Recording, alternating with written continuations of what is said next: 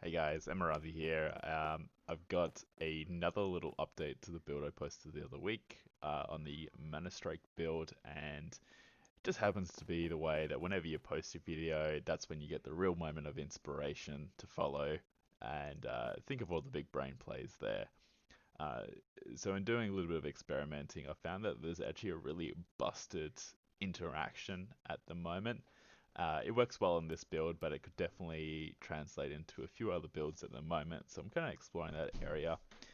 And that is the interaction of Distant Spark, creating a Spark Nova whenever you essentially crit from a distance. So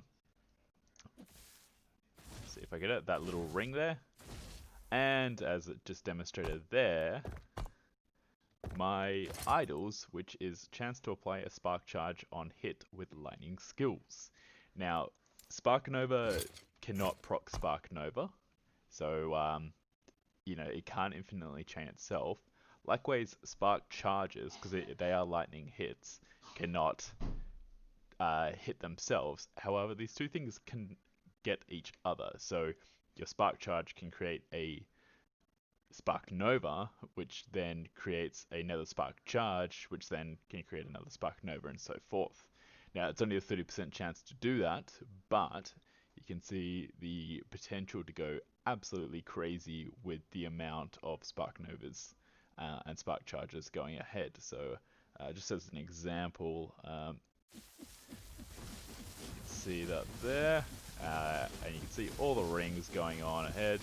I'll pop enchant weapon for the attack speed, just how many attacks are going ahead, and my ward is going up because with all these crits I am taking the Ring of the Third Eye.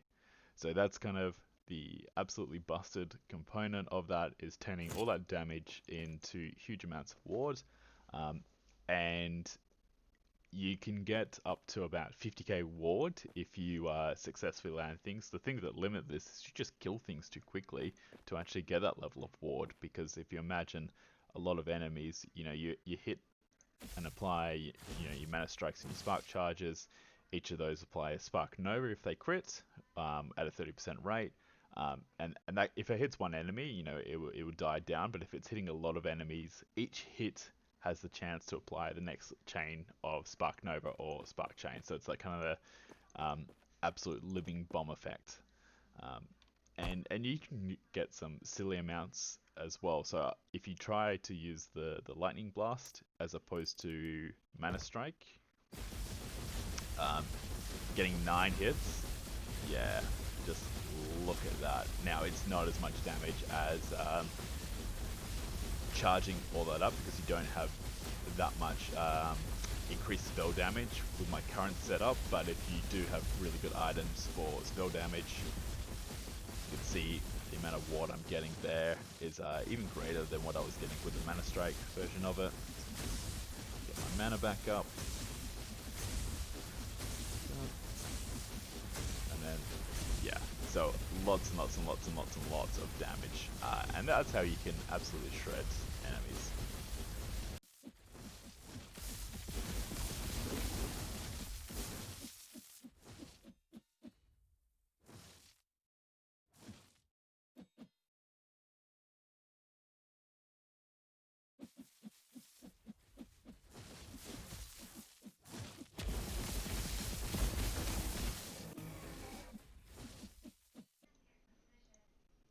Now, just as a bit of forewarning, with all that damage that's going on, that's actually what is going to limit this build as well. Um, because each application of Spark Nova or Spark Charge is essentially taking a tax on your computer to generate that asset, right?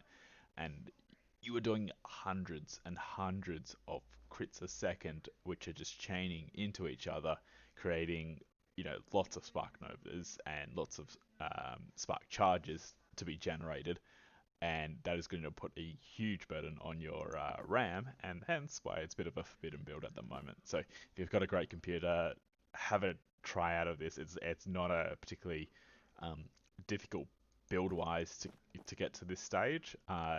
So if you can, let me know. It may just be one of those things where I think Distant Spark is probably going to need a rework, and I'll be posting that on the forums just to make it something a lot more manageable rather than baking something in the game that is just going to induce a lot of lag and create a lot of busted builds probably. Alright, so I've gone through the build a little bit in the previous video, but I'll quickly run through it again. So this has to be done on the Sorceress, it can't be done on the Spellblade. I have tried a Spellblade variant with a lot of ward retention, and it just doesn't work. Because even though you can still get up to 3 to 10k ward on the Spellblade with high ward retention of over 500%, you're just giving up so much other stuff defensively that like just regular damage will chip away at that faster than you can build it back up. So for the builds, I am running this setup, same as before. The big changes is in Mana Strike, I'm taking both the Spark Charge and the Lightning route as well. So both of these are just essentially trying to increase my chance to get a Spark Nova, which will then create a Spark Charge. The Lightning cannot actually create a Spark Charge, nor can this application of Spark Charges, but it's just about the crits really. And then I'm just going all the way for the start guide along there with the extra points going to Swift Sap. Lightning, just going with this build, same as before, just getting the convergence and extra change, extra crit and shatter shock. Static, same as before, really just there to do one lightning blast every second. For Mana Ward, I am now picking up 5 points of Mental Aegis, so I'm basically saying, when this is active, pretty much all my damage is going to be chunked off my mana, because I've got a decent amount of mana and a huge amount of mana income thanks to Mana Strike. It's like essentially, 4 seconds of almost invulnerability, and it's allowed me to push really, really high. Lastly, Enchant Weapon set up here, so going for the celerity and concentration, your most important ones. Then you can either go for Zap or Icicle Strike. As I've said before, Icicle Strike is currently busted for the worst because it's not scaling with spell damage. And Conduit, I've actually gone for this because it's busted in the sense that it says you zap a nearby enemy, but it's actually 5 nearby enemies, and each of those 5 nearby enemies has a chance to apply the Spark Nova and Spark Charge on hit. So, yeah, synergizes really well with those idols. So, as long as you can get these idols, you are absolutely set. The ideal ones would be something like this, where you can get increased critical strike chance with lightning skills, and the apply Spark Charge with lightning hit.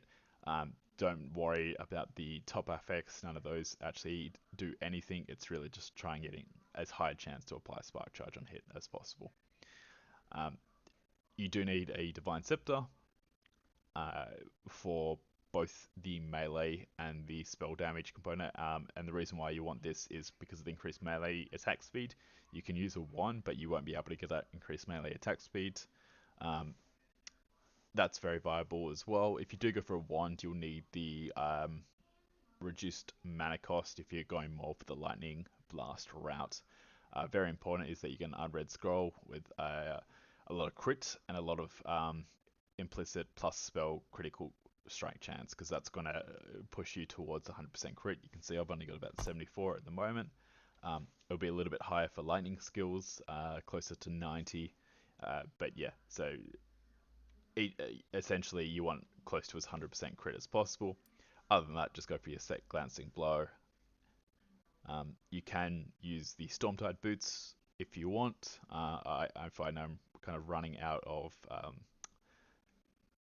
places to get set glancing blow, because I also like percent damage dealt to mana before health, because essentially you do have an infinite mana pool, and the cooldown recovery speed on helmet, so you've got limited options there to do so. Lastly, passives. So you just want to kind of pick up your crits, your increased attack speed there. Um, Importantly, I'm going for this package here, which is increased crits, double that for lightning skills, the distant spark, very important. Um, Spell crit multi. I like Chronomancy for the vitality because at this stage I'm really just focused on defensive, so I've got enough damage. Very important that you get Recollection and Archmage. Just pause the video and have a look at my setup. The reason why I spec'd out of Arcane Current is just because Shock for a damage perspective is currently bugged, um, and it's not calculating correctly. However, it still seems to be working for the stun component. So if you want to focus on stunning big enemies, you can just pick up the extra there. I'd take it out of the crit multi. Um, in Spellblade, you still want your 20 points, and picking up your Spell Weaver is really important. Obviously, if you're running the Lightning Blast variant, not as important. You can go for something else. So really up to you there. Well, there you go, guys. That's basically the core of the build. I won't go too much into detail because I'm still trying to work out what the best defensive support setup is.